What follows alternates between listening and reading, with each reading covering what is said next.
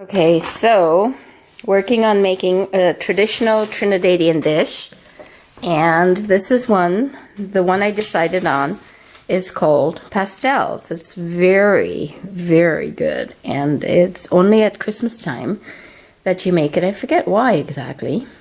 It doesn't have a lot of fancy ingredients.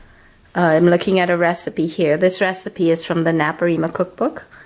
And it is one of the well-known cookbooks. Naparima Girls School is a high school in Trinidad, and they make a cookbook that is very well known. So let me go over and show you a few Trinidadian cookbooks that I've got here. So this one is the Naparima Girls High School Diamond Jubilee Cookbook, 1912 to 1987. This is how old this book is, and here's the recipe for pastels from that one. Called for beef, onions, chives, thymes, hot pepper, garlic. It says Portuguese thyme, black pepper, salt, ketchup, Worcestershire sauce, capers, olives, and raisins. So the things that I remember from the pastels. I was actually surprised that there wasn't any pork, but I guess it's beef because it says so. Remember the onions, capers, good flavor from capers, olives. These are the green olives, not California black. We don't know about those in Trinidad.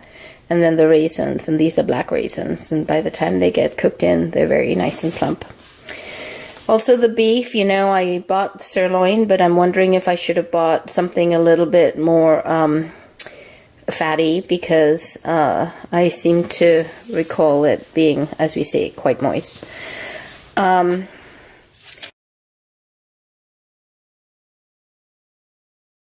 so now I am working with this material, and I don't know what I'm doing.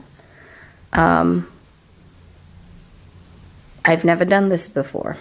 Really didn't spend much time in the kitchen when I was in Trinidad. But now I do. Look at that. So when you are using banana leaves, typically you want to have whole areas that are not broken. So I got these leaves from a fellow who apparently I know his family, but it was from his banana tree. Who would think that somebody has a banana tree here in California? But it was a very big banana tree, and actually it was several of them. So if I feel like it, I could start my own banana tree and grow my own bananas. How about them? But so I didn't share that we probably should have tried to get branches where these are more whole, less ripped up. But it's okay. I think it will work. And there may be enough places, like for instance here, where it has contiguous leaves, that we can use that. Or maybe we could double it up or something like that. You know, use multiples. So now what I'm going to do is I'm going to cut the leaves along here. Now there is some sort of curing of the leaf to make it more pliable so that it doesn't rip when I start working with it. And I watched a video on this, so I'm going to cut this and then try doing that. It says you can do it on the stovetop, so that's what I'm going to work on.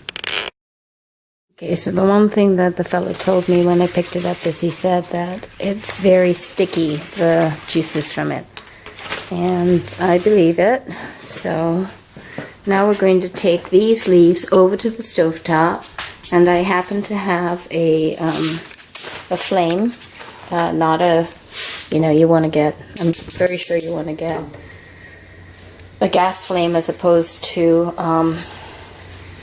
what do you mean? Electric, right? And then so you're supposed to pass it over, and apparently it changes color. See, it's changing color already. So this is good. Nice. I don't want to burn it.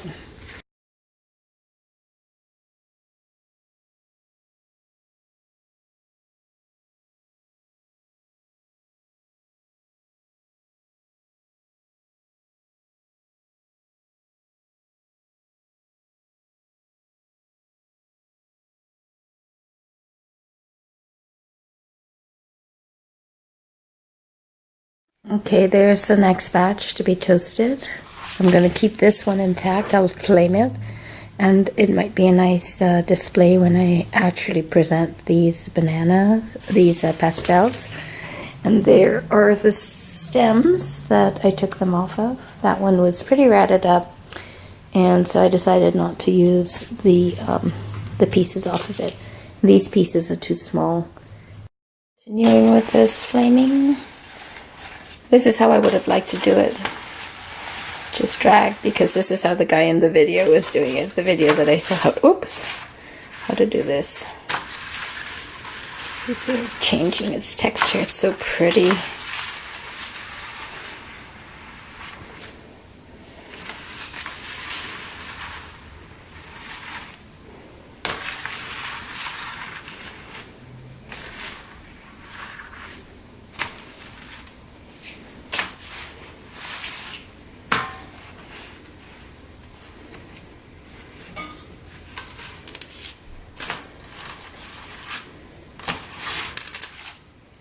Very nice. Okay.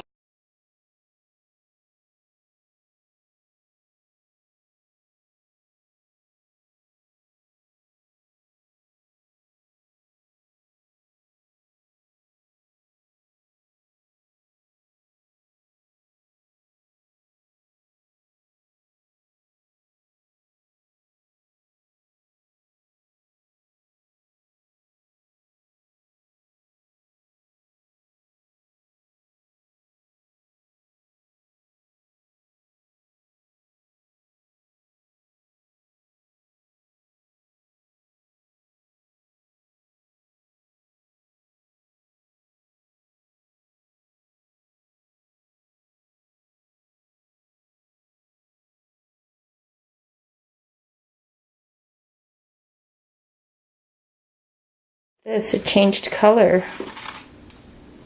Hope that's not bad. Okay. We will see. So pretty. Bowl of banana leaves. Yay!